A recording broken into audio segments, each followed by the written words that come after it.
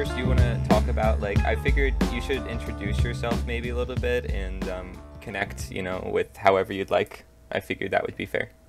Okay. Hi, everybody. My name is Luke Swierczek. I'm a factory worker at Weiler Corporation in Cresco, Pennsylvania. I graduated from East Stroudsburg University with a BA in theater, concentration in acting and directing in 2011.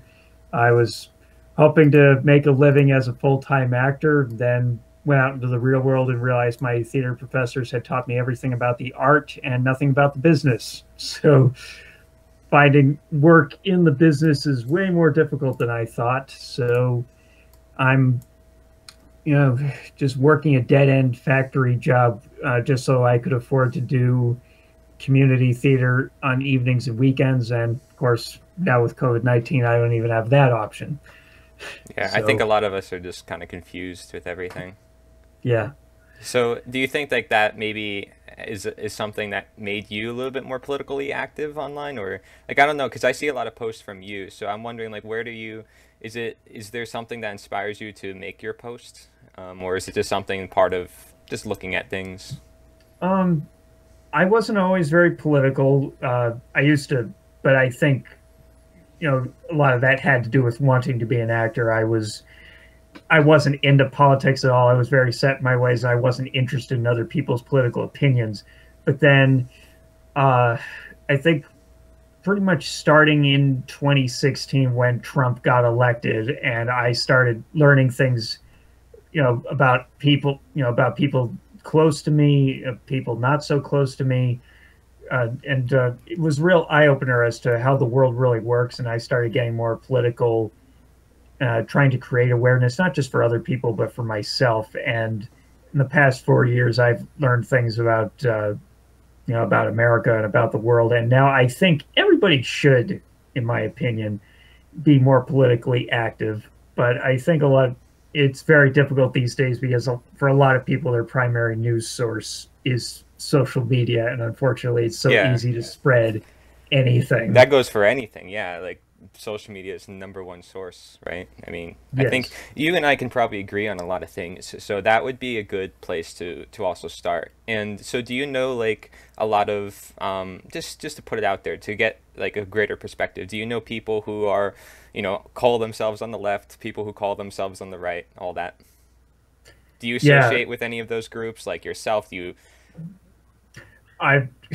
It's very ironic because I was raised Catholic and Republican, so I used to be very right wing. But honestly, I think it was spending a lot of time in community theater where you really get to meet all sorts. I really started shifting, and now I actually lean much more to the left. Okay. So, yeah, but let's focus on particular issues and stuff. I just wanted to see, like, if you knew people, because I know a lot of people in theater. I don't see a lot of Republicans personally. I'm just objectively looking at it. Yeah. I actually know very few Republicans at this point in time, although I knew more than I thought I did, because earlier this year, I actually unfriended people who turned out to be Republicans. And it wasn't because, I thought, and it wasn't because I found out, oh, you're a Republican, I want nothing to do with you. It was because I would share posts and then they would leave some really, disturbing comments on them, like, what kind of dark place do you live in that you think that way? And, about other people. I mean, how bad was it? Because, I leave comments, but I try to do them like, I try to explain myself. I hope you see that. I know.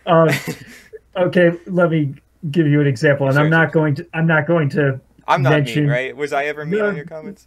No. Okay. You're trying to be open-minded. You're trying to learn. To give an example, and I'm not going to mention any names here because I don't want this to come back to bite. But earlier this year, maybe around January, I shared a post about how I think the children at the border who are being locked in chicken coos, basically being permanently separated from their parents. I basically somebody shared the post about that, and then I shared it on my page, and I said this racism is no different from the concentration camps that the Third Reich did with the Jews. And one person that I had worked with in community theater, who I previously had no knowledge of this person's politics, commented something like, "Oh, they have no way of knowing those kids' parents really are, and it's no different from when an American parent commits a crime. If an American citizen commits a crime, you take away the kids." And I was like, there is absolutely no basis for comparison there, because when an American citizen commits a crime, they don't just lock the child in a chicken coop. They try to send them to next of kin if that's an option, and if there is no next of kin, you put them in a foster home. Either way, you still try to make sure the child has food, clothing, shelter, education, everything. Here, if it's a foreigner trying to seek asylum in America, it's like, oh, they just take the kid, sometimes a newborn baby. Yes, I'm not making that up. And they'll just, rip them away from the mother's arm, put them in this, this cage with no means of identifying them, no name tag, nothing. And they're just like, and then they'll deport the parents. So you do understand, though, where those other folks are coming from, though. When they kind of make somewhat of an objectification, they're kind of questioning it. Not that you have to agree with them or even, think that their position is right, but that maybe they're just questioning what is actually going on. Or do you think it's just because they have such a strong attachment to their beliefs? Or, what do you think then it is? What is their intentions behind making those posts? Is it hatred? Is it fear? What is it? Because here's the thing, right? I mean, you're posting articles from places too. Like, we can't fully trust those either, right? I mean, there's on both sides, right? There's misinformation. Yes, there's misinformation on both sides. Yes, but I personally, and I'm not trying to put myself on a pedestal here, but I try to make sure that my posts come from sources that I trust. If I see a post that strikes me as very fishy, like, is that real? I go to check very nonpartisan sources like Snopes or PolitiFact or FactCheck or Raw Story. Well, 1 second though. Okay, so you do so you're open-minded, like you'll post articles from pretty much anywhere though, like if the article content is good. If it's good, and I think that it's spreading information that we need to know about, and I think. What about questioning the current narrative? Do you like to be a little edgy sometimes, or? Well, maybe, but but only because when it comes to being edgy, it's not for my own benefit or anything like that. It's because I think people thinking. To get people thinking and to get people active, especially when it comes to voting or who to support. So. Okay, so yeah, there's a lot obviously that we can go over with each thing, but I think like I said, I think there's misinformation on all different sides. There's many websites; they all have some sort of credibility to them. There's a lot of websites that are on attack. Are you aware of the censorship and stuff that's going on in independent media, the circles where I'm in particular? I don't know what independent media you follow specifically. Right, so a lot of people, don't know. You're talking people on the left or right. So independent media accounts for journalists who are just like you and I, not really corporately owned or anything. They kind of make a living on their own. They often receive donations. You might find some of them on YouTube, on the social media platforms, and that's why they tend to post, because they are there. Some of them could be involved with certain organizations. Other ones are completely, fully independent. Certain people will call themselves independent. They may not be, but there is quite a bit of independent media, and I'd be willing to show you, many different sources. They try their best to be nonpartisan. And if you're looking at, where they're getting donations from, if it's not from major companies, then I'd say I could trust them way better, personally. Yes. Yeah, so, and it's not, again, about choosing sides. Just to make it very clear, I hope you know where I stand. I don't like to take sides. Right, like I told you, I'm not left, I'm not right, I'm not none of this. It's like a cult, and I don't follow those ways of thinking. I like to open the mind, by all means. So I do like to share things that will contradict what other people share. Like, for example, I shared that flat Earth post, right?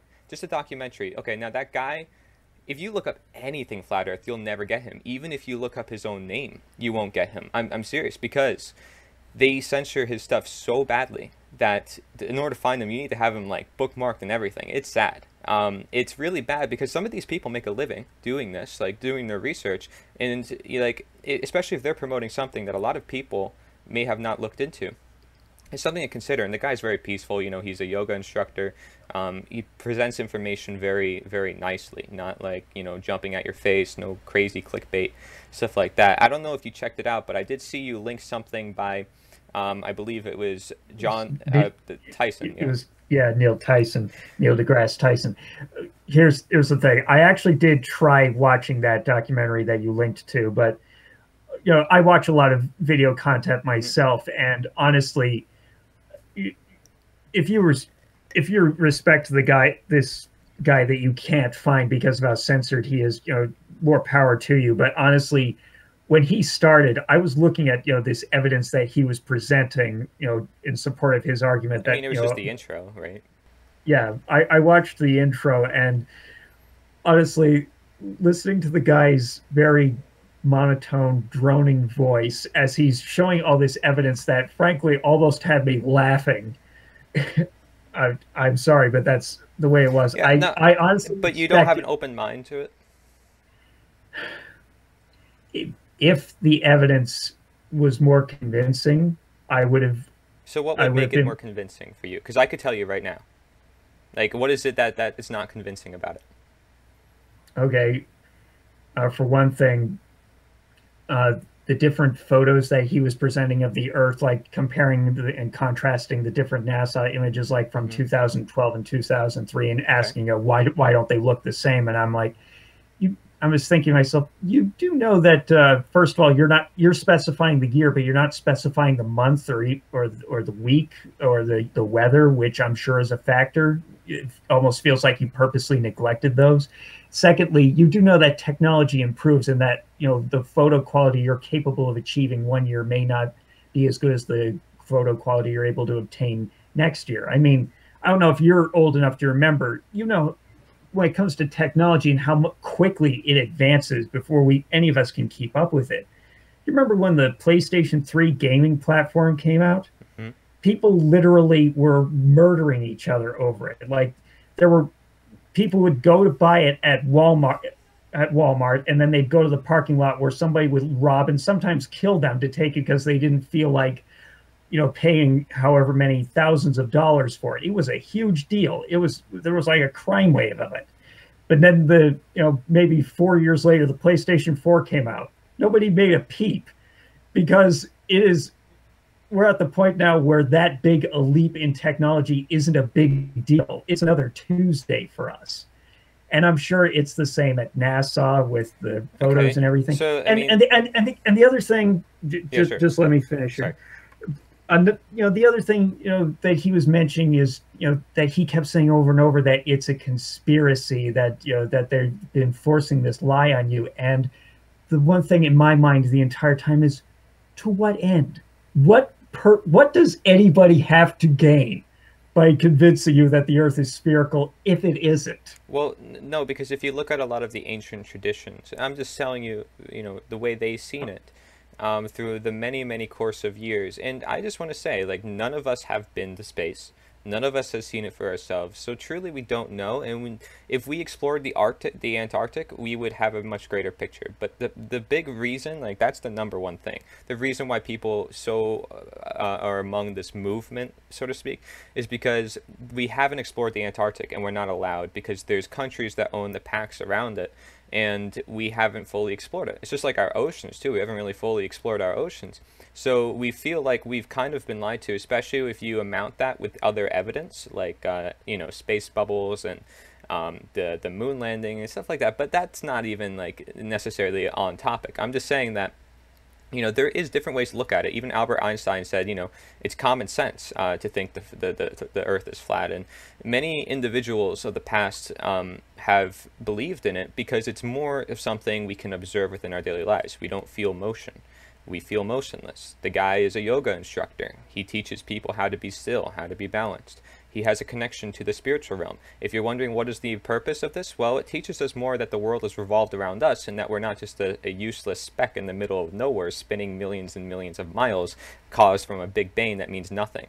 Because a lot of what I see science does is move us toward atheist, left brain type of thinking. Sorry, this way for you on your end. But, Yeah. but yeah, so it's hard because we get stuck on those right brain or left brain. Right brain is like very religion, left brain is very science, and the truth is lives in like somewhere in the middle, right? I don't know if you can agree, but that's just like basic biology.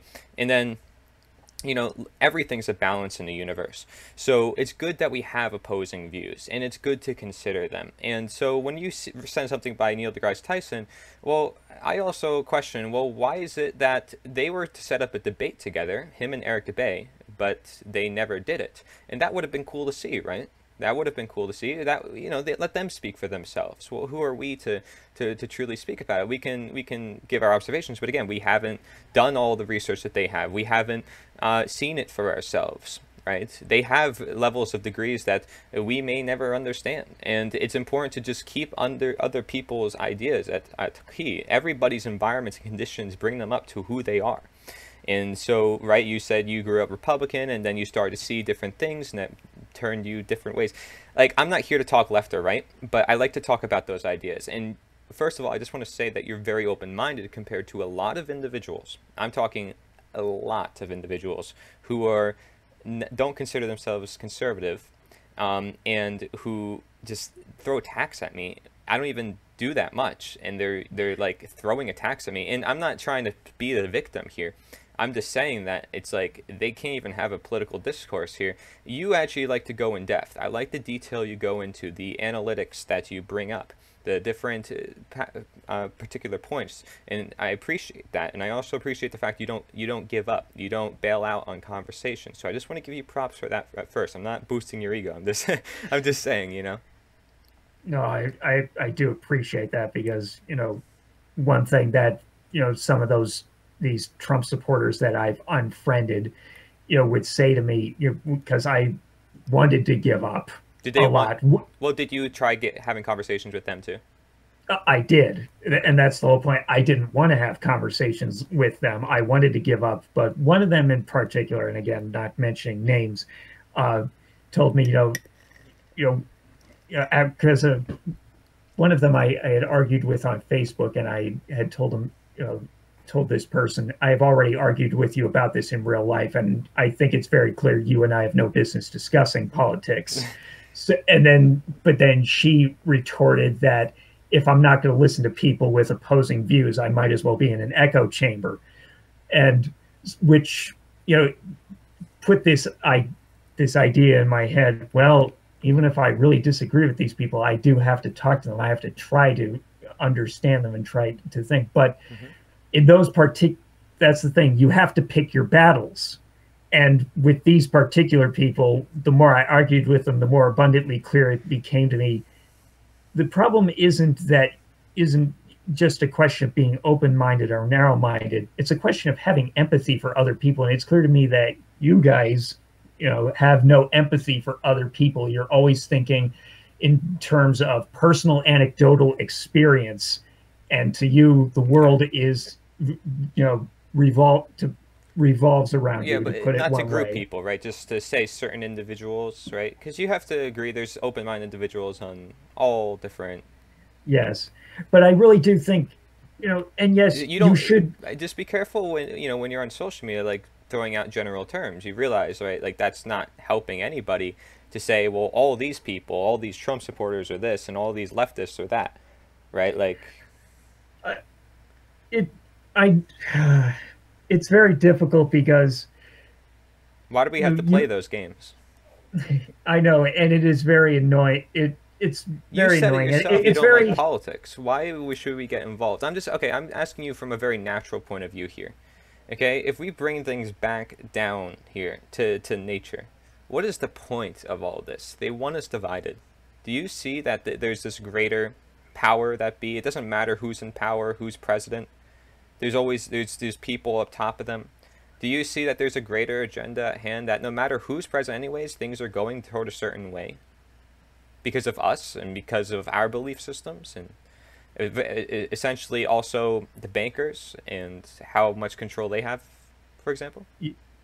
Uh, the bankers, it is exactly why I do think that whoever is president, does matter, because I personally think we need at this point in time a radical left wing president who will oppose the bankers and actually, take them to court for what they've done, as But, opposed to accepting their bribes. but let me ask you, what makes you think that any president would do that?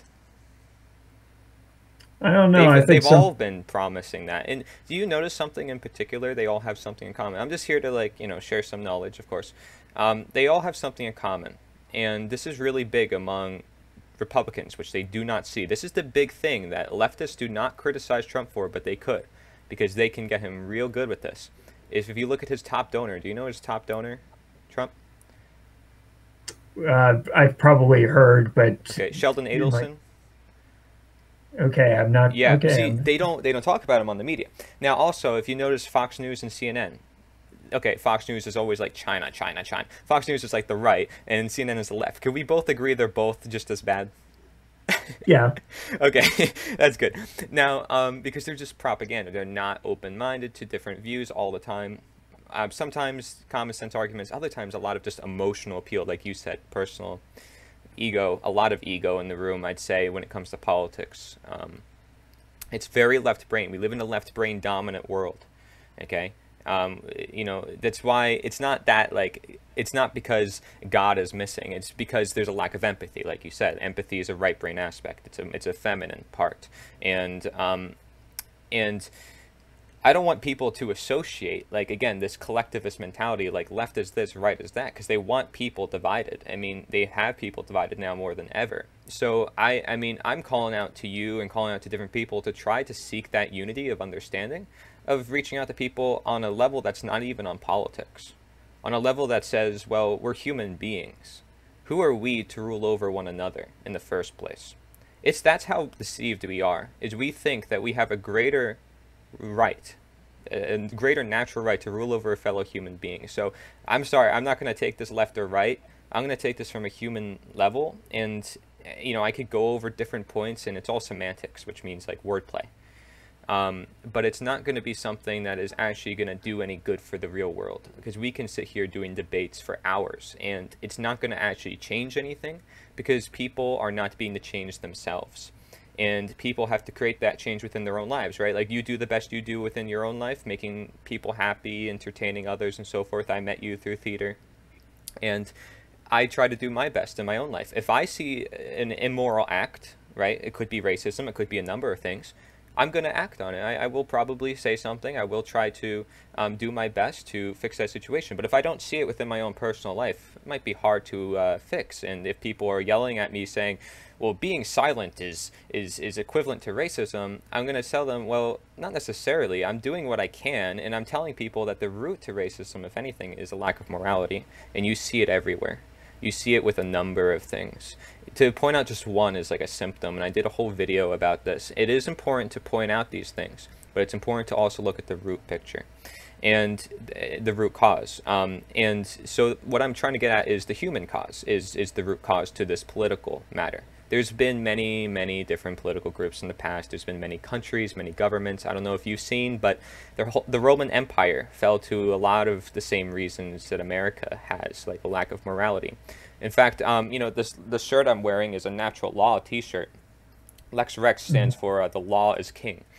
A lot of people don't know what the natural law is, because that is the law of the land that actually governs all countries on Earth. It is actually something, and I've been trying to spread the word about it, because that's how all these governments basically even formed in the first place. And knowing that as morality increases, freedom increases, that's a really key point.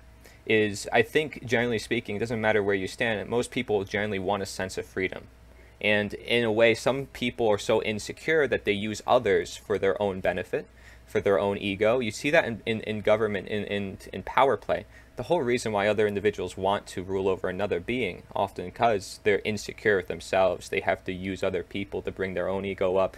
Instead of using the knowledge to bring other people up with them, they're using it against them for their own ego.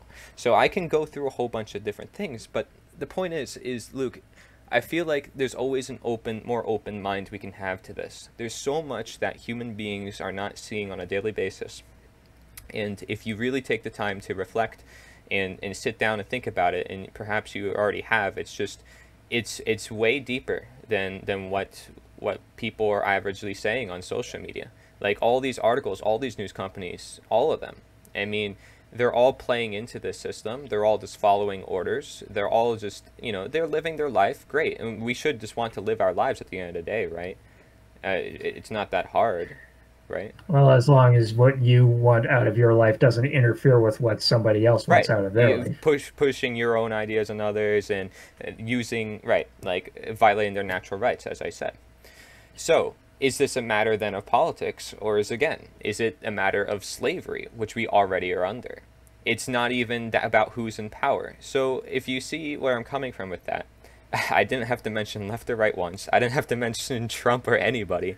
I just had to mention, look, we're human beings. We can talk with one another. We're losing our very ability to think itself. And if we want to keep that, we do have to have conversations like this, but we also have to open the mind. And you and I can do that. The problem is, the whole world doesn't think like you and I, which is why we simplify everything. It's like when people complain about the title Black Lives Matter, just as an example. Black Lives Matter does not mean Black Lives Matter more than everybody else. It really means all lives matter, but Black lives are currently the ones that are most discriminated against by police brutality. Let me ask you though, how do most people take that? But that is such a mouthful. Nobody is going to say that entire phrase, so they should condense it down to Black Lives Matter. And I think, going to your point, it's not the point you're trying to make, that it's not about politics. I would like to agree with that, and I would love to discuss morality with people in the broadest possible sense with people, but don't think it's impossible. Don't think it's impossible.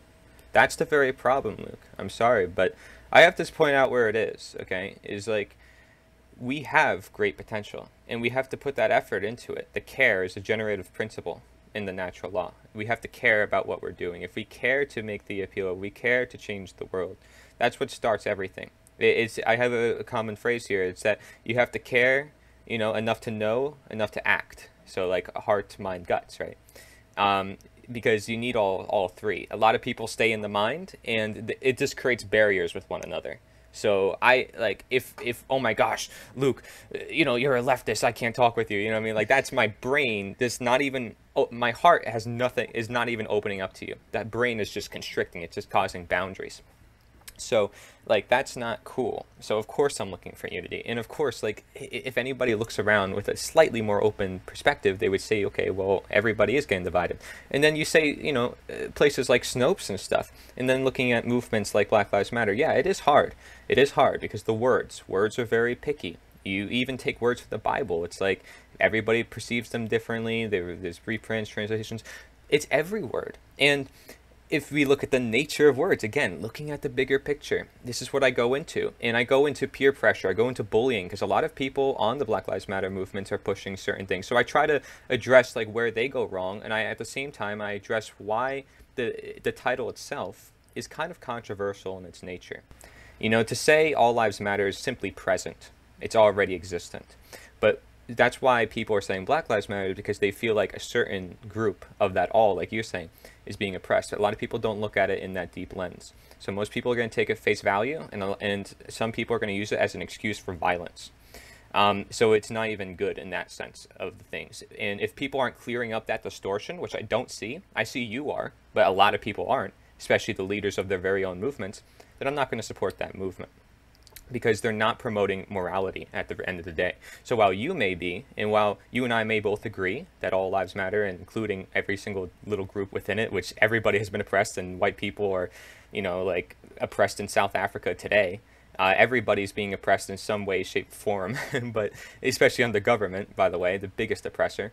But it's like, that's the thing. They just want to be distracted. And if you look at who's being funding all these groups, right? It's George Soros, who owns Snopes as well, who's saying that sites like InfoWars are fake news when, again, they're providing a different perspective. It's not that you have to agree with them. Why do you have to agree with them? They have many guests on. To say that they are entirely a fake news when they have like 500 guests, you know, in counting, just more and more, it's kind of hard. Now, of course, they may take sides. Everybody takes sides. Guess what? We're human. To say that anybody is fully non-biased, it's like, again, hard. So looking at the bigger picture, Luke, all I'm saying is like, it's really hard. And that's why I like to point out on social media when people are like, well, left this, right that. I'm like, it's always way deeper than that. And I get it. You want to make appeals for the time being on certain things, but they want you to think like that so that way you don't open the mind. And the only way we do truly open the mind is if we get these ideas out there, including the natural law, because it's one such universal principles that has been here for all of time and will always be, right? So I hope you see where I'm getting from with that. I absolutely see where you're getting from that, but what it boils down to is, I think between the two of us, you're more optimistic than I am that trying to get back to basics and the natural law is actually going to work. And if you believe that, more power to you. Well, and I mean, keep it doing does, what you're because it is doing. the law, right? Yes, but I've seen, even though I haven't experienced any of this violence personally, I see so much on the news, regardless of who's reporting on it, and I, see how it affects people that I know, homosexual, LGBT friends of mine who feel threatened based on, depending on who's in charge, or, or women friends of mine who feel oppressed depending on who's in charge. I would love to get back to the natural law and be as optimistic as you, but I think there are too many stupid people in the world who are going to politicize everything. Here's the So thing, unfortunately, I get that every day. I hear that, okay? But I'm also in communities full of people who are putting the work and effort into trying to get this universal knowledge out there.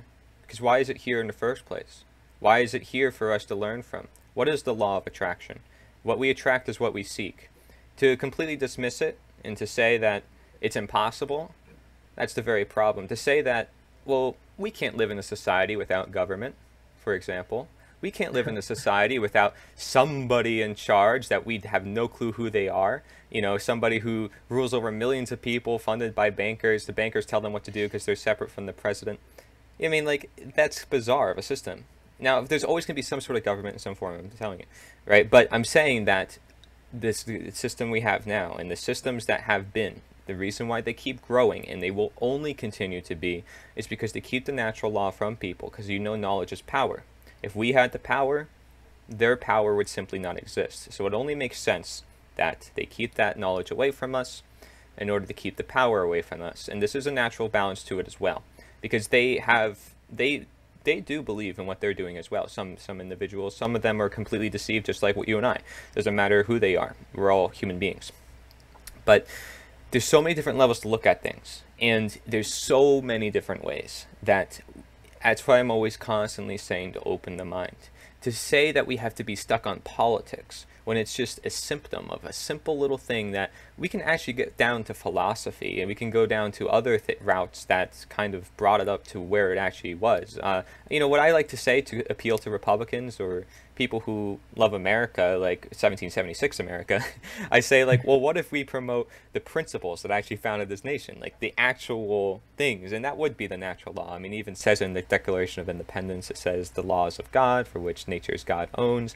I don't see people necessarily talking about that. Like, Republicans, I just see Trump, like, and trust me, I'm there though. They're very good people, very kind, and stuff like that. It's just the point is they don't see the bigger picture, and that's the bigger problem. Is if you're going to help people see the bigger picture, which you and I both agree should happen, and it's not that we should be worried about what will happen, because the truth is the truth, Luke. The truth is the truth. What happens for the truth, it's either gonna kill more people, or we can save lives right now with the awareness. because we can actually save lives by planting the seed that is knowledge, as power, the actual knowledge, not like knowledge of like sharing some articles about what's currently happening in the world. Like, we have to learn from that, right? Like, you and I have discussed, like, what is the mentalities of these people. It's what we learn from it that matters. It's not necessarily what happens that matters. It's what we get from it. What's the actual attraction, the law of attraction. Again, that's also considered the natural law, just so you know. You might be a little unclear on that. It's considered the law of cause and effect. It's considered God's law, karmic law, moral law, because I talked about morality. But they're all very similarly related. And so, yeah, I appreciate you for having an open mind for everything. I'm here, and this is why I'm very active, you know, I'm not active on Facebook, but I'm active trying to get the word out there to people, is I'm looking to unify all people as human beings. They want to keep us in these thought loops, in these cycles where we see history repeats itself over and over again. When I say they, I'm talking about, of course, people who are denatured themselves, people who don't have empathy, people who are of ego, or people who, I mean, are misled into thinking really unnaturally. Like, not in the sense of, okay, we're human beings, but actually in a sense of, well, we do have the right to rule, and, you know, passing more laws is an answer. No, it's not. It's not universal. It's not timeless. So, you know, I would call myself an anarchist, right? A real anarchist. People don't know what that means. Do you know what the word anarchy actually means in Latin? I don't know the exact literal definition, but yes, and they'll automatically I do know that, contrary to popular belief, it doesn't mean chaos and misery, which some movies like The Dark Knight would have you believe. Yes, I know it basically means self-governance. Yeah, more or less. Right. So, yeah, and it's quite simple at the end of the day. And because of its simplicity, it's often so overlooked and complexified, especially in this world of mass information and just, again, just so much people saying all the sorts of different things, which is why I'm always like, bigger picture, folks, bigger picture. Because there's so many people like you, people like me who are out there spreading different things. But what's actually going to matter here is what those actual ideas are for within themselves, so what people are actually doing within their own lives. So you can say things as much as you want, but as long as people aren't taking the action, nothing's really going to come into effect, into manifestation in our reality. So, and I don't get these ideas from others either. I mean, this is just from natural observation, I'll be honest with you. You know, you can look at my videos and stuff. I've done a lot of writings and stuff. I'm sure maybe you probably haven't looked at my stuff that much. It's fine. A lot of people haven't, and it's okay. I don't expect them to. But you could if you'd like, just because I'm trying to bring everybody together. So automatically, you know, if I call myself an anarchist, which I don't like to title myself, but if I say that, people will think I'm a leftist all of a sudden. You know what I mean? So well, that's what I commonly get. But yeah, most people assume it's a chaos, but it isn't. In its actual Latin definition, it means no rulers, not no rules. Right. So people actually confuse the two. And it kind of makes sense, especially if the ruling elite wants you to kind of think like that. Right. And then the real enemy that we like to pose in the room is statism, which is the belief in authority, because it relies on us thinking that there must always be somebody who rules over us. It's a sort of like saying, well, I don't want to take responsibility within my own life. I want somebody to take it for me. I want somebody to tell me what to do. And in order to have peace in the world, we must have, you know, all these cops and so forth. It's the only way. So like, here's the thing though, like, I'm assuming like, you know, if you're pro freedom, like, are you like, you know, pro gun and for the most part, right? Because you can't get rid of these things that are in the universe. You realize that, right? Like, people will always get it in the black market either way. People will always, if they want to do bad, they'll do bad. It's the law of attraction. Yeah, but I do think that we could cut down the number of casualties if we make it more difficult for them, because obviously buying a gun from the black market is going to be more difficult than, you know, buying it at an NRA, you know, or, you know, sporting goods store. Okay. So here's the thing though too about that. So like, if you were to say, okay, well, what about in this world where, you know, there's ultimate freedom and people can just do whatever they want? Well, here's the thing, right? People are going to do bad no matter what. And in fact, actually, you know, most of these shootings and stuff are done with pistols. They're done in gun-free zones and so forth. But that being said, and of course having statistics everywhere because everybody wants to prove their own point, um, it's just it's nuts. But having that said, it's the world is peaceful if you eliminate these forces that cause people to want to do bad in the world. Some of it edges people on. Some of it is a lot of it is family, right? Having a lack of family, having a lack of support, having a lack of friends, stuff like that. It's really simple like that at the end of the day. People want to say it's this or that. In fact, it also is drug use, which a lot of people don't talk about because a lot of the mainstream media, a lot of their sponsors are drug companies. So, if you take into that account, there's not going to be as much of that. There's going to be a lot more natural medicine, with more freedom. There's going to be a lot more self-responsibility. Therefore, people are creating a lot more of their own destiny. So there's going to be, in generally, a lot less crime, actually, as people think. We're living like we are now, except we just don't have these police that are minutes away when things happen in seconds. And we could defend ourselves choosing what we want. We probably don't need something that crazy. And getting that, is probably not going to be as easy as it is now in this global system. So, in a way, people want to dismiss saying, well, you have to have a government and stuff like that for this point of view. But generally speaking, I'm always going to promote the natural cause of the world because it's the right cause. It's that of God, of nature. And man is just obsessed with ruling over their fellow men, and I don't know if you can agree with that, but it's something that anybody in politics, they can't get their head away from. Statism is really the hardest religion because their minds are so attached to it. They feel like it's a necessary evil, like they can't do anything about it, that they aren't the change in the world, that somebody else has to do it all for them. You know what I mean? Yeah, and that is a tough argument, and I liked your word choice there, necessary evil, because that's more or less the way I currently see statism, which is not to say that I think it should be a permanent necessary evil.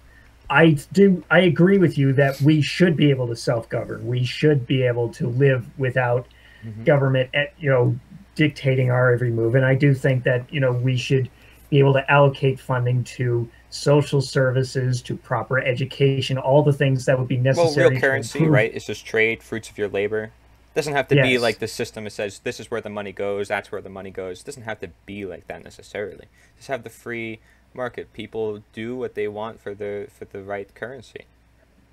But there should also be enough of a social net for those who aren't as fortunate, whether they're sick or because they've just been unlucky. People will probably be more, compassionate to one another again, because you're taking out the big ego, big fear contributor in the room, including, these media-owned companies that are close-knit with the pharmaceutical, with the government. So you're taking out a really big portion of what people complain about on a daily basis.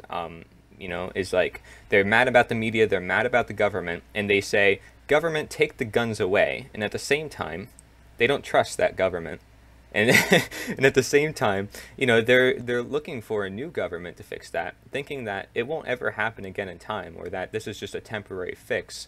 But they're never looking at the bigger picture of what's going to actually save humanity in the long run. What does the Satanists actually want in this world? That's a force that a lot of people don't even know what it is. Believe it or not, Luke, there's actually one of the biggest satanic networks here in Pennsylvania, Delaware, and New Jersey. They're very underground. I mean, you can find stuff on them, but it's hard. It's just, I only know that because, I follow an individual who was a former satanic priest, and I can show you his work as well. Quite shocking, to say the least. It's good to look into. Because he had traumatic experiences as a kid, obviously, being in it. So that contributes to his anger and why he's always very angry. It's also because, he sees a lot of ignorance in society. So while the information is present for us to use, the knowledge is present, the natural law is present all the time, we're not using it. We're ignorant of using it. So yes. We're therefore, not really living in accordance with harmony, with understanding. And I say it all the time that if we don't have understanding, we don't have unity. Like you and I understanding one another, or seeking to at least, is a factor of unity. And so what I'm doing, and it sounds abstract, right? Like how do you create from the world where it is now to a more free state where everybody is more along the lines of self-responsibility and helping out one another as communities and neighborhoods. I mean, I don't even see neighbors talking to each other anymore. They used to. But notice we're moving toward a techno tyranny, so to speak. And it's not just China. It's not just China. The right doesn't criticize Israel. The left doesn't criticize Israel. Both Trump and Biden are pro-Israel. This is the same deal all the time. I'm not saying that they are the main center, but they are the tech capital of the world. They have in prophecy that they're going to rebuild the third temple, that they can rule the world from Jerusalem, as it says in the Bible. They're following a lot of what they've been thinking about for hundreds of years. And believe it or not, actually Hitler helped the Jews go to Palestine. And in fact, that's the only place where I believe the left is really... Not really. I mean, the left is still kind of pro-Israel, but there's some people in the left who are pro-Palestine, and that's good to see. Because the right is just super pro-Israel, like to the point where Fox News is just all Zionists, right? But then also, like, if you look at RT, I don't know if you're familiar with their network, they're a bit more truthful than Fox News, because Fox News, I say, uses more common sense than other networks. But RT uses a little bit more, but the problem is that stands for Russian Times. So they have a lot of funders from Russia, and so they actually have KGB influence, which is, you know, like there's CIA there. There's Mossad in Israel. Israel has ties to 9/11, but the ties go on.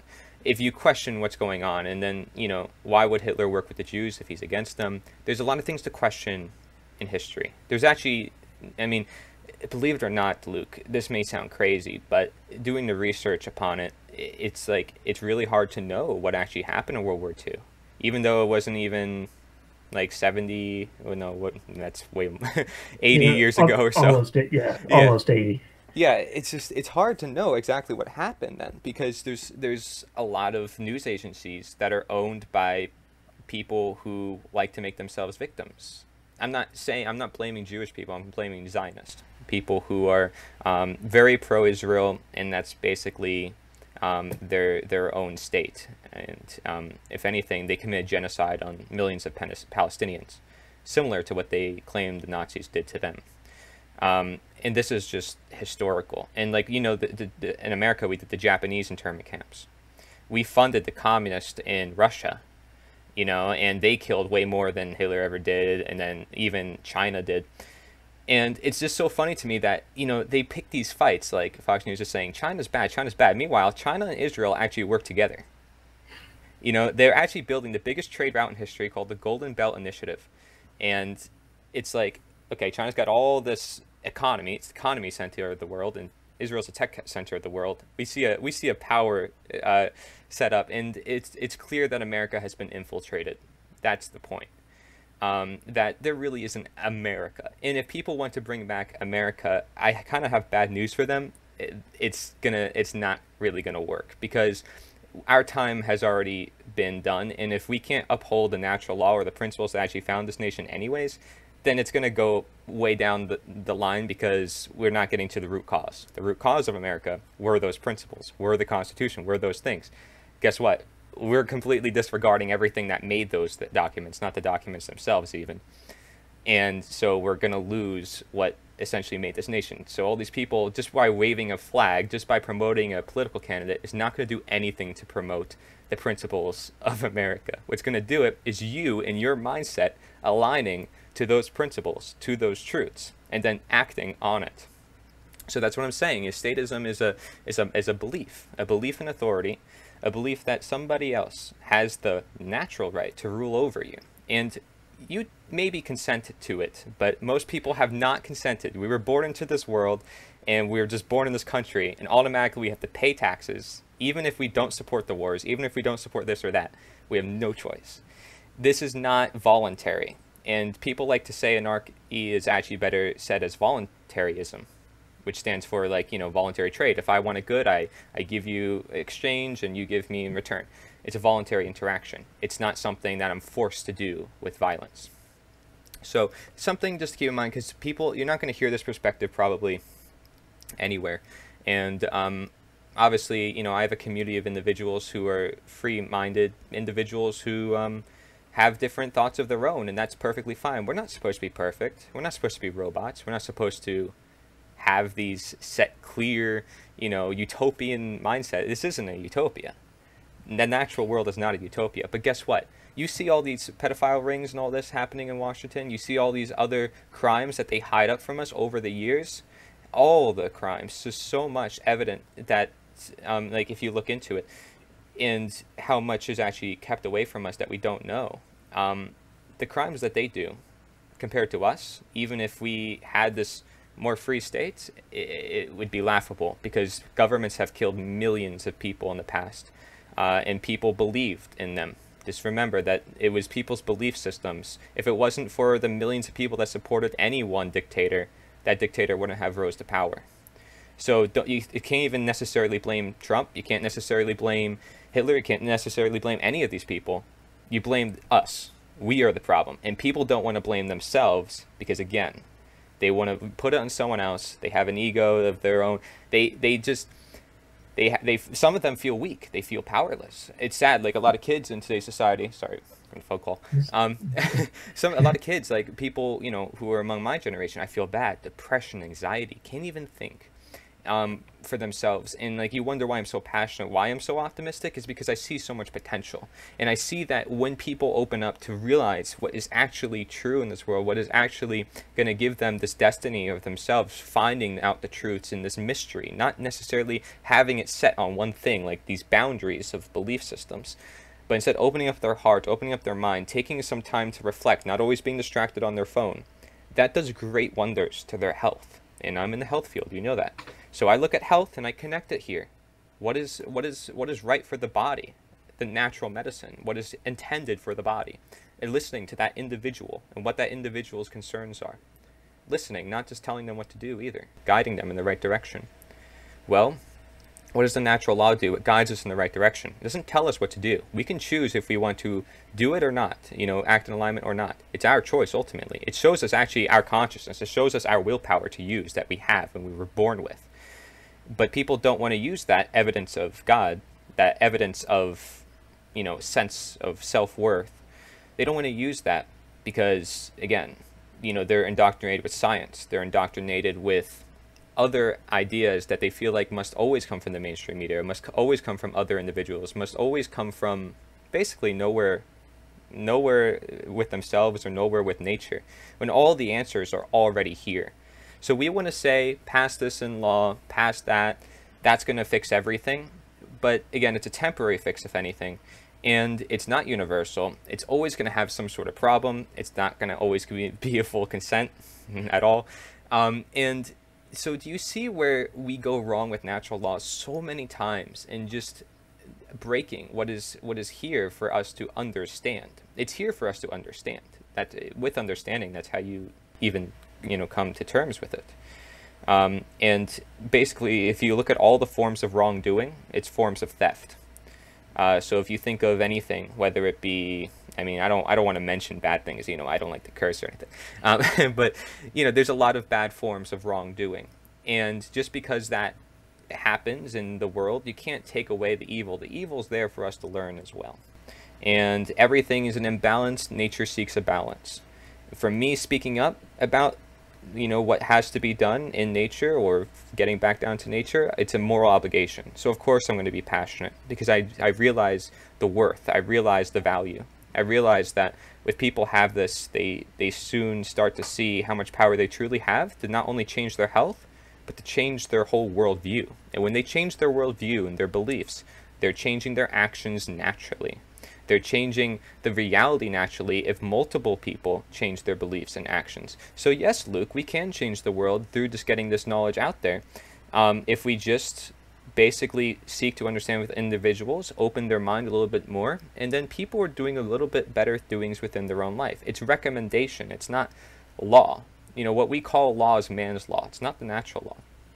And it's like a mask wearing. How do you enforce wearing a mask? Like, you'd have to have maybe an FBI agent sitting next to you 24 hours a day telling you, you have to wear a mask, otherwise I'm going to, put you in jail or something. You can't really truly enforce it, but it could be recommendation. And then you say, okay, well, this will happen if you don't wear a mask, so wear a mask. And everybody has their own dispute about it, and people who want to wear a mask, they will, and people who don't may risk their life more. It's on their own behalf, or they might risk other people too. And of course, it's always going to happen. The point is that it's self-responsibility. You can't force other people to do things like that. And if we get that mindset out of us, that mindset of we must force other people to follow our own will, then the world would be a better place, right? Because we'd automatically be more empathetic toward one another. We care to know what other people are thinking, and not just ourselves. We care to actually know what is universal and not just of America, right? I mean, all these people say, I pledge allegiance to the flag of America. It's kind of like an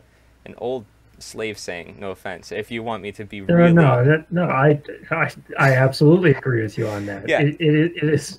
People have literally parodied. I don't know where I saw it, but there was a video of where they showed a classroom of kids doing the Pledge of Allegiance, but the words were completely altered to reflect on what mindless, zombie-like droning it really is. And yes, I agree with that. Right. So I just like to talk about those very things, like those very things. So, I mean, and we can talk, like, you can still probably, like, link articles from this place or that place, but then if we can open up that article's minds, like we add into that and we say, okay, well, actually it goes deeper than that. It's also this, it's not just racism, it's morality, it's the world at whole, it's a lack of empathy, it's all the things that we mentioned.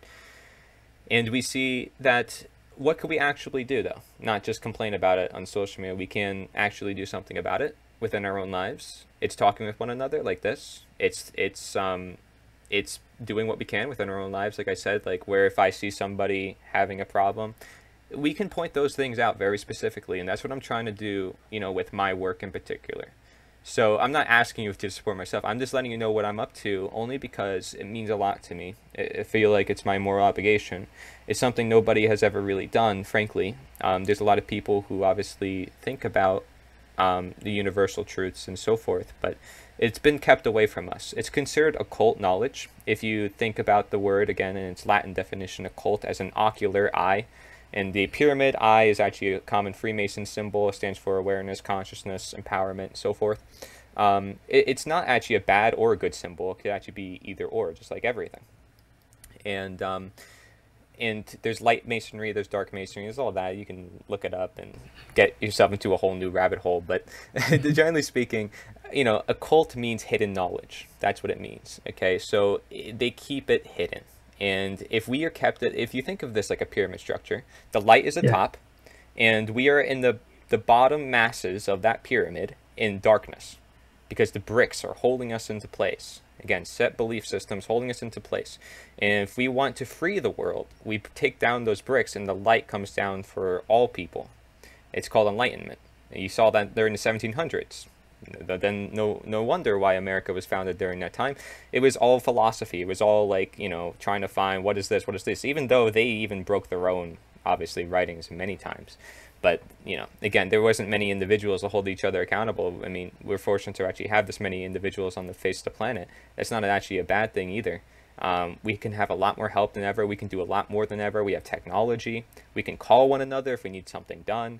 This is not hard, and people want to put all these excuses on themselves to not put the work into something they can do. But it's because, it's not like just laziness. It's just a lack of consciousness. And it's because, again, their eyes are concealed from the light. And to open up your eyes is to open up your mind, to open up your heart, like all things I said. I don't mean to get super spiritual here. I don't know if you are like that. I'm just speaking in general sense, the bigger picture. And that's what I mean by it, if you want a more in-depth look at it. All right. That's a lot to take. I assume it is, and I'm sorry if it's a little confusing. No, nothing to apologize for.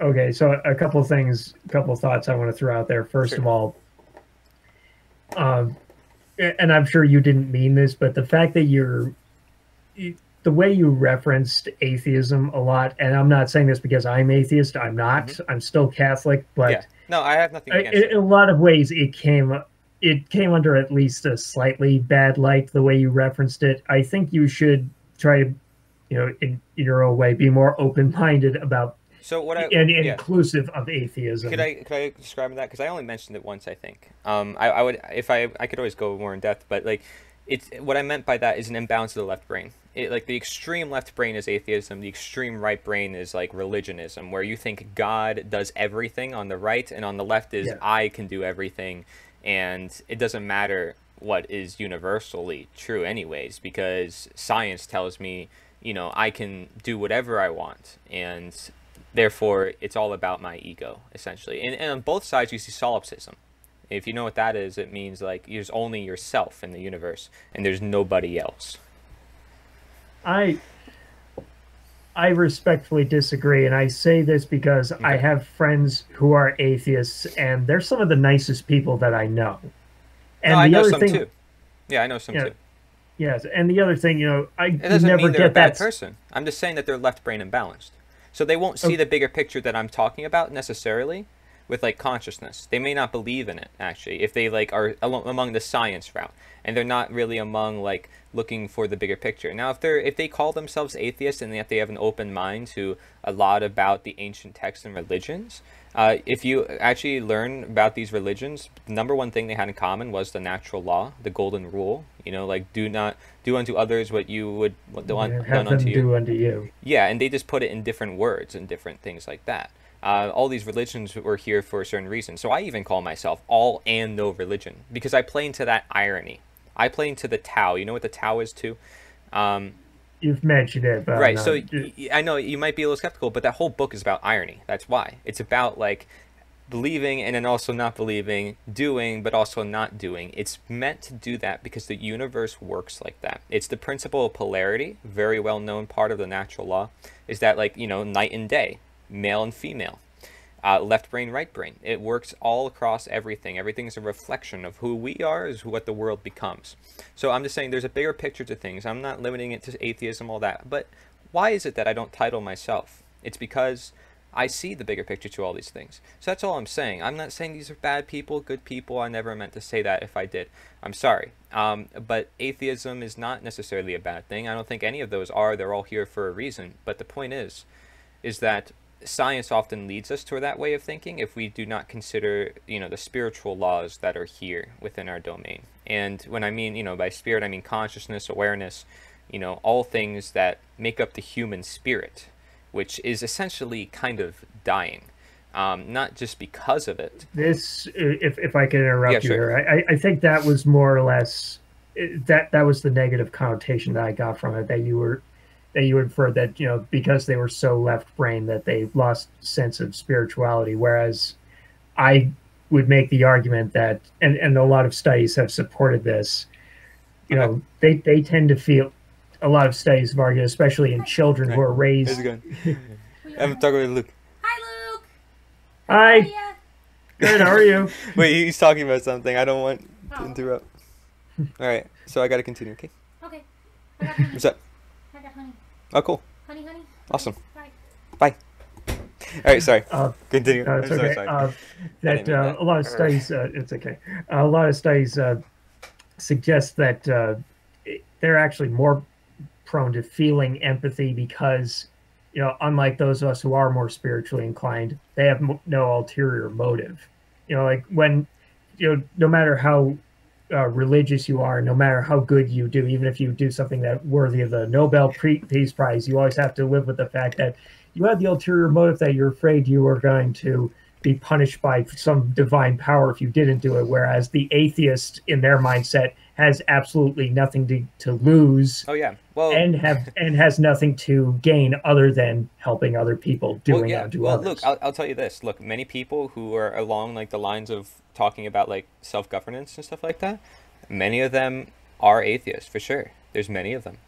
that they tend to be like that. I like to call them, but some of them like to believe in government too. So it depends. There's always different people. I'm just saying that I did meet some, and some of them are very close-minded. At least the ones I met.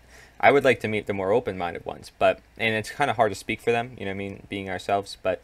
I do understand what you're saying there, and there is like that exterior part to which I only say spirituality is like that greater good, right? That greater good to which you're doing a greater deed for the universe, and you feel connected to the universe. You feel a sense of connection. That's why, you know, faith works for a lot of people. They have something to believe in. It's not all on themselves.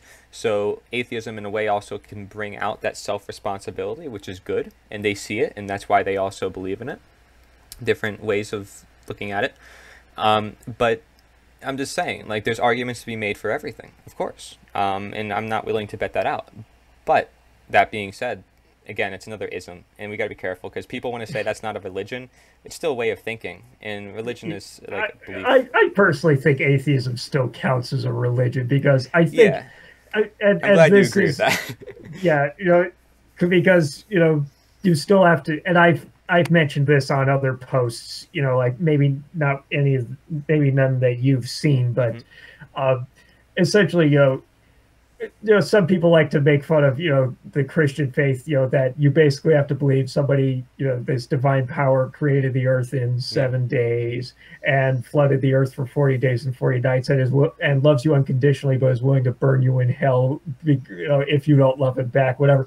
Meanwhile, you know, the atheist is like, okay, so the atheism mindset is you believe the law of conservation of energy dictates that energy cannot be created or destroyed. But in spite of that, and that there's nothing, no supernatural entity, force, whatever that exists outside that, but you believe the entire infinitely expanding universe and all the energy that forms the foundation of it exists anyway, in spite of that law, just because. If that doesn't take faith, I don't know what does. So yeah, I think it is a religion. It's just. Yeah, it's a good point, and it certainly is. In fact, it's just again, it's kind of hard to wrap our brains around. And religion has different meanings actually within itself. If you were to look at it, it's in its Latin definition, it could actually mean binding. It could actually mean like it's holding you, restricting your mind. Or in the other sense of the term, it can mean unifying. So it could mean either or, but people don't always consider the restricting part. Yes. So yeah, there's a lot you can learn from actually just looking at the words. Like even government means governo mentis, mind control. Yeah, I mean it's nuts. You can go down the list. Question is like question I on. The quest you're on. There's different ways to look at English language. The English is also like mixed between a lot of different other languages, as you may know. So it's better to sometimes just get it from Latin or from Greek. Different Hebrew texts are very important too. A lot of our history came from there, but it's important to also mention that with religion, and for people who I guess are watching this, that there's you know, modern religion. You know, there's what do you call it? Organized religion, sorry. And that is not necessarily the same as what religion was back then. I mean, you can't say that anything is necessarily the same as it was back then. We live in a very different world. And while we could be more intelligent now more than ever, we could also be more stupid now more than ever. So I will say that the irony is everywhere. And I was here, you know, I'm glad that you talked with me, Luke, because you're very open-minded.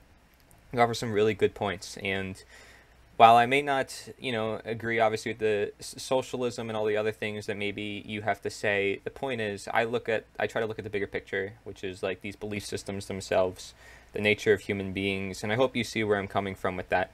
I'm glad I get to speak to you because again, I think it's necessary to have these human conversations, and feel free to share it if you'd like. Of course, it's obviously up to you. I encourage everybody to be respectful to you as well if they come across your work, and you know, anything that you post or whatever, I want them to be respectful. Don't blame me if they're not. There's many people, you know, who knows what they're doing. I don't have control over them. So just be aware of that. I'm pretty sure most people I've met, you know, are very kind, but generally speaking, I'm just letting you know that, you know, if we're putting this out on the web, have to make those disclaimers. And I just appreciate you being here and talking with me. If there's anything else you want to talk about, go ahead. But I really Well, appreciate it, like talking about the human cause. And I do hope that, we do take a bigger look on everything. And hopefully maybe I taught you some things, and, you certainly taught me some other ways to look at different subjects. But I do want to offer also some material of my own and maybe help you in a way as we all are to help one another. well, I want to thank you for inviting me to have this talk. And yes, I did learn from it. And I want before you forget, I would like Sure, you to send me a link to your channel so I can sure. check out more of your content.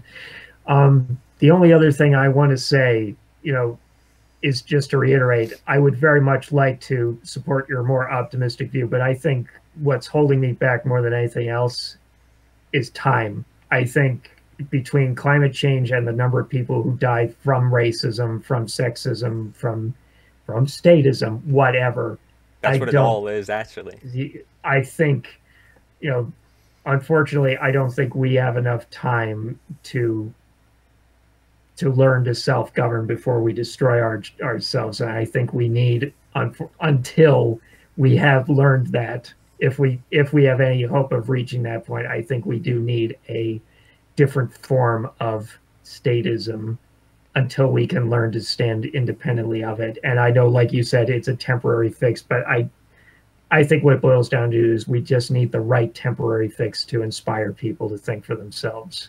Could But I that's could I just my respond thing. to that? Yes. So we are the change. And again, the more effort we put into it, the more we're going to get out. Ultimately, it comes down to you and I sharing it to other individuals, and just like you and I, and we ourselves can talk to other individuals. This is actually not as hard as we make it to be. It's actually as simple as, like I said, having conversations and doing the best we can within our own lives. Many individuals do not have a family support. Many individuals do not have a good, healthy mentality. Simple things like that can change the world. Many individuals who start to wake up to what's the actual threat, may it be statism, because it goes under a whole bunch of host of other names, and it, in its very nature, is against man's law.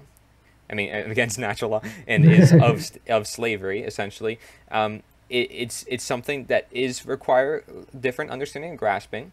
But when one individual learns it, and one individual spreads it to another, like perhaps I am here with you today, it's a transformative process. It takes time. It does. Everything takes time, but it doesn't mean it's impossible. It doesn't mean it won't ever manifest. Okay, there's a positive expression to this universe, and it's love, it's freedom, it's order. Then there's the negative expression. It's chaos. It's slavery. It's all those opposites, essentially, and we can choose either or, essentially, in the greater manifestation of things. Right now, we're toward negative expression.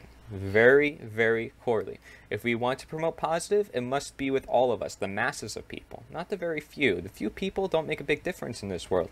Don't let these, 10 to 100 people rule over millions of people. Realize that you are a human being. You have power, and you can do so much in your life. Like, this should be inspirational. This should be optimistic, because guess what? Individuals are depressed. They're killing themselves over matters that they feel like it's their fault, or they can't control it, that there's no way they can feel better. And what has that done? What did that happen to them? There's forces in their life that's done it to them. There's drugs that's done it to them. It's all these different factors that play into it. And does it all come down to statism? No, not necessarily, but statism is a very big part of it, because it's holding us in place from reaching one another, from expressing our true human selves, and it is ultimately leading us toward all ideologies, whether it be capitalism, socialism, whatever. And it's dangerous because it's again, collectivist mindset, telling other people how to live their lives, and it's never going to truly fully work, any of those, because it's not in full abidance to the natural law. I would be fully willing to send you any links about the matter. Understanding it for yourself, you may say, okay, well, it's not necessarily worth the time, but it is, because if it inspires you to also create more change and allow other individuals to think outside the box, one by one, the message could share a lot. You see how on the internet certain things go viral. Things can get out there, and just because the mainstream media will never promote a cause like this, they will never will. they could use certain things to their advantage. Like, you know, they'll use different movements, as we've seen, to their advantage and twist it and stuff like that. This is something that's actually rooted, something that it's really hard to twist because it's ingrained within society. And having simply the dialogue about it, speaking up about it, I think would be enough. If we can get that out to many individuals, I mean, we have enormous potential, truly, for people to find the truth within their own lives, within their own body, within their own world. It's incredible. So of course I'm going to be optimistic, and I do believe we can be the change. Is there a matter of time? Yeah, I feel like in 5 years, Luke, I'll be honest, we could see a communist takeover of America in a way, or, you know, or I don't know, honestly, to be honest, none of us really truly know. We could see an economic collapse, which is kind of inevitable in the coming, and I hope you are prepared for that. I want a lot of people to be prepared for that, but it's just, we're not moving toward, I think, really good forces right now until we do wake up to, you know, who we are ourselves and doing the best we can within our own lives. And that's not hard to do. If I'm speaking to any one individual who is watching this video, we can do the best within our own lives, but we don't have to put ourselves down and say, oh, it's impossible. We just do the best we can within our own lives. We don't have to go out of our way to say, I'm going to run for office to get these ideas out there. But no, we can talk to other individuals. We can represent, you know, like a cause that actually means something for us. You know, some people like to make music. Some people like to do different forms of, like, you know, theater stuff, right? That portrays a message. That portrays something deeper. Some individuals will take that to heart. Some individuals will learn from that. People learn in different ways. People will be inspired when they find things that will inspire them. You see what I mean? And that within itself makes me optimistic. If you heal one person, if you help one person, save them from any one situation, I'm all up for it. Especially if we're going to save millions of lives at the end of the day by simply getting this knowledge out there. Because governments kill millions of people's lives because they deceive people from this knowledge. That's how they do it. Is they keep them enslaved, and they say, go this way, and don't even question why I'm doing this, but just do it. And, you know, they're used as chess pawns.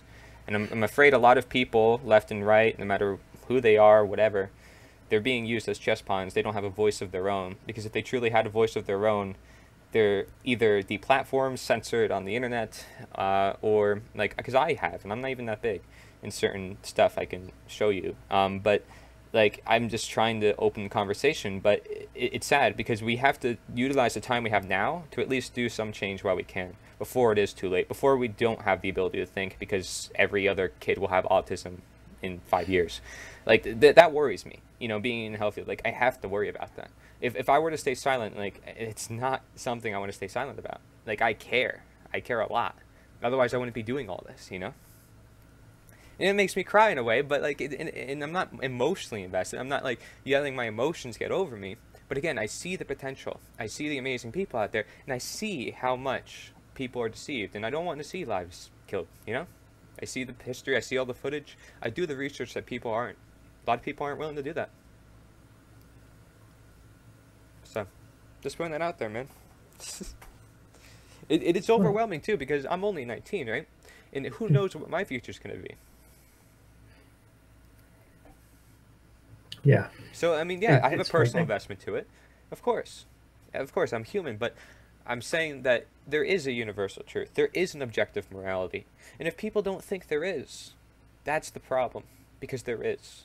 And they can find it. They can very well find it. It's in the evidence of the frameworks of this universe. So, I will definitely send you links. And I do hope you keep an open mind to everything that that's going on in the world. I mean, obviously, I like the take that you have on things. You're way more in depth than the average individual, and I have to give you props for that. Like, seriously, I think a lot of people will respect you for that, even for just coming on here and talking with me. Like, that within itself is cool too. Thank you. And again, thank you for sharing your thoughts. As a, they haven't, what you're asking requires a lot of faith, and I don't know that I have it in me, but I will try to find it. Oh yeah, well, it's not always faith either, because if it's the law, it's the law, man. The truth is the truth. I mean it, and I will stick by it no matter what. You know, even if I'm risking, you know, myself in the process, I got to do what I got to do. I mean, for me, because I've always had that sense of questioning the world around me. I'm a Leo zodiac, so I have that in me to want to bring out those qualities. So, you know, there's different parts to individuals to make them who they are, and if I may ask, what zodiac are you, or is there like? I never checked. I don't follow zodiac. No, it's fine. It's just interesting to look at. Everything is interesting to look at. You know, I just keep in mind to everything, and trust me, there's a lot in history that we take for granted, and the Earth thing, the spherical Earth, that's big one we take for granted. But you know, again, like you said, does that really matter in the full run? I don't know, but it generally is something that you never know. It teaches us a different way to look at the world, and there's nothing wrong with that. It's always going to exist. Somebody's always going to be teaching it for a reason, and it's good to be skeptical of these organizations. It's holding them accountable, like a health coach would, like myself. Like when it comes to anybody's health, it's like, well, how's your health doing? Well, why aren't you following through on your goals today? Why aren't you getting this done? You know, and you and I agreed to doing this. Like, there's a level of accountability that every individual has, and that's why we debate each other. That's why I was just like, AKA, just talk with one another, because that's it. So yeah, I thank you. I don't mean to stall. Should we wrap it up? Yeah, no. I think this is probably a good note to end on. Okay, I thank you. Thank you. Thank you for watching.